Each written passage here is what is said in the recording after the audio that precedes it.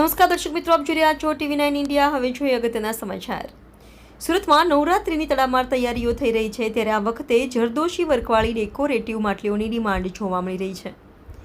નવરાત્રિને હવે ગણતરીના દિવસો બાકી રહ્યા છે। સુરતમાં નવરાત્રિમાં સ્થાપના માટે જરદોશી વર્કવાળી ડેકોરેટિવ માટલીઓની ડિમાન્ડ જોવા મળી રહી છે। માતાજીના ગરબા માટે માટલીઓમાં ડેકોરેટિવ માટલીઓની ડિમાન્ડ જોવા મળી છે।